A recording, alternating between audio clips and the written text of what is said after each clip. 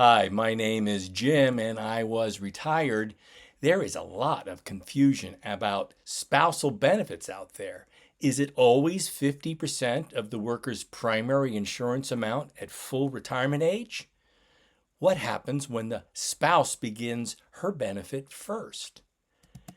I've been checking out a lot of examples with couples using a free tool that I've reviewed in the past. So this week, I'll be illustrating spousal benefits with OpenSocialSecurity.com. Stay tuned. There are a lot of financial planners and articles out there on the internet that suggest that the older worker with higher benefits file at 70 and the younger spouse with lower benefits file at 62.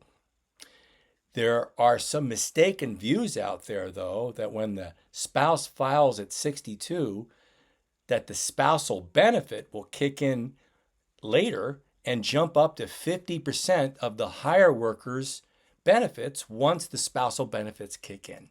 And I'm going to use Mike Piper's OpenSocialSecurity.com to illustrate that this is not the case. So first, let's introduce our sample couple, Joe and Jane. Joe is 63 and has enough of a wage record that he knows his full retirement age benefit, or the primary insurance amount, will be $3,000.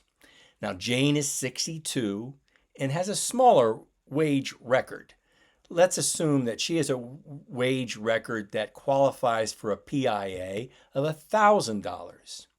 Now, since the spousal benefit guarantees at least half of Joe's benefit, or $1,500, she will get a top off to add up to bring to that level. But both of these cases assume that they take their benefits when they're 67. Suppose Jane wants to file earlier than 67.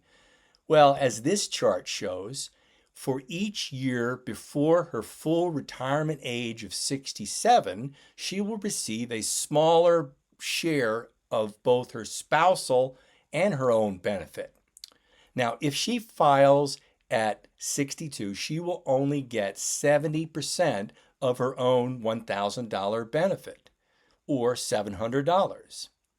Now, if she is 2 years younger than Joe, it will mean that when she is deemed filed for her spousal benefit, because she already filed for her own benefit, she will be 65 and she'll only get 41.7% of the benefit, not 50%. Now, Joe cares more about his own benefit column because he plans to file as late as he can. And for each year from 67 to 70, his benefit grows by 8%. Now, if he waits until Jane is 67 and he is 69, he will earn 116% of his benefit, and Jane will get her full spousal benefit. But what if he waits till 70?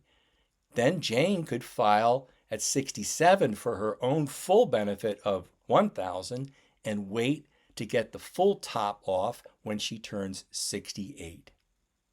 That's the breaks with these ages. Let me show you with Open Social Security. I'm going to illustrate all of this. And again, I'm going to enter the same information for Joe, who was born in 1960, and Jane, who was born in 1962. So here is Open Social Security. It's a free calculator that you can use and test out your filing dates. So let's just assume we have a married couple, and Joe is born in 1960, and I'm just going to leave the month and day like that. And we said that his PIA was $3,000. And Jane, I'm going to use the April 15th, but I'm going to move that to 1962, and her PIA is 1,000. Neither have submitted anything else, and I'm going to submit. So as you can see, even in this calculator, it suggests that Jane files at 62 in 1 month, Joe files at 70, and that then as soon as he files, her spousal benefit kicks in at 68 when he has filed and she's eligible for the spousal benefit. You cannot collect a spousal benefit until the primary worker starts his benefits. Now, this present value calculation is assuming normal mortality. And if you need more information about that, please see this video above there. I'm going to leave the standard settings here, but you can go in and change Mike Piper's settings to assume an age at death to change this, or use different mortality tables than the one that he's using here.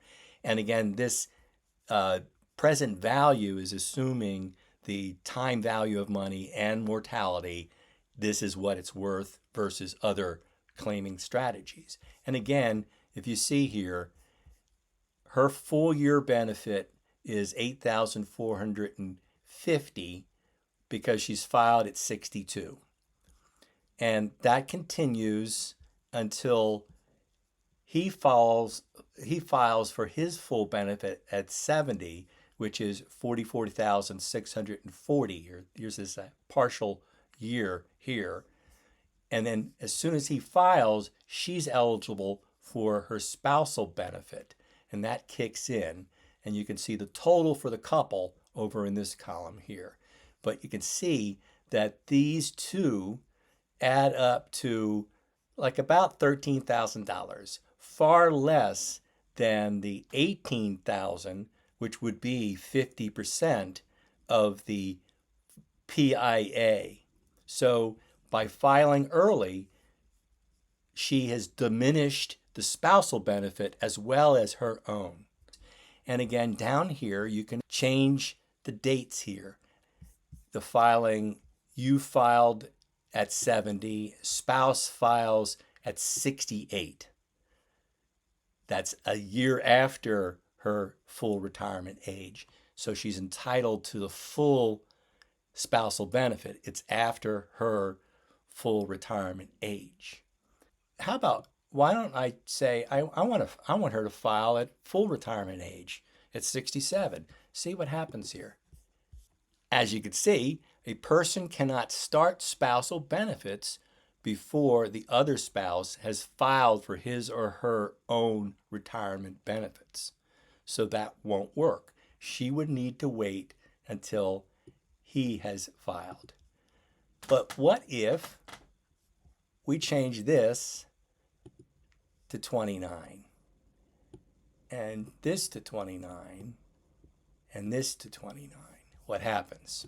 So that means Joe would have filed at 69, then the spouse files when she's 67, and then Jane is immediately qualifies for a full spousal benefit at 67. So you're diminishing Joe's a little bit. He doesn't go all the way out to 70, but it's a clean slate here.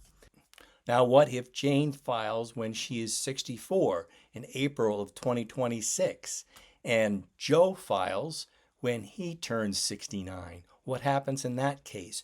Would she automatically get the 50%, the full spousal benefits because she's then 67?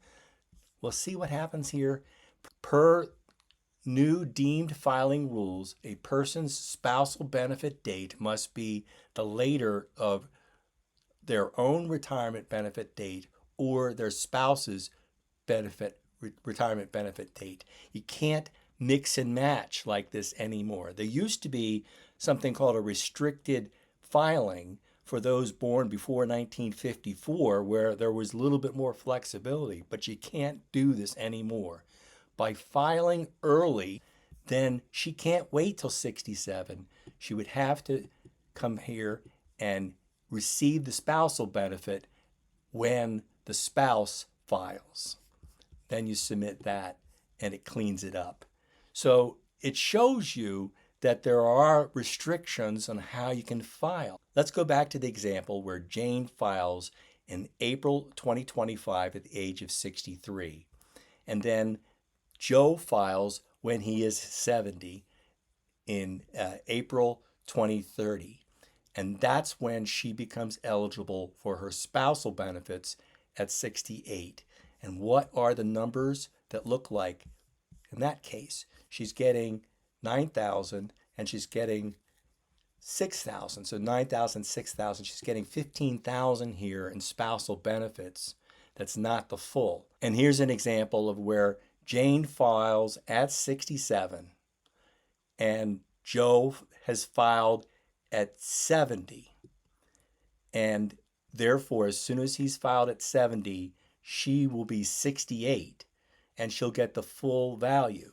Now, if you look at the volume, the numbers down here, it's a full $18,000 in spousal benefits because she's waited until after her full retirement age to file for spousal benefits.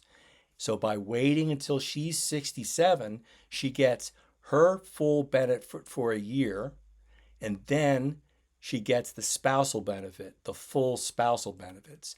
And this might be the best cash flow arrangement for Social Security for this couple. Every couple is going to be different, and you're going to need to test them. Now, keep in mind, this assumes both have a full retirement age of 67. The numbers look a little bit different for those my age with a full retirement age of 66 in a few months. Please like and subscribe to this channel if you like entertaining ideas from a DIY retiree. And I will conclude with my standard warning. I am not a professional planner. I have no initials after my name. So take these as entertaining ideas from one educated consumer to another. Always do your own due diligence and seek out a professional if you need one. See you next week.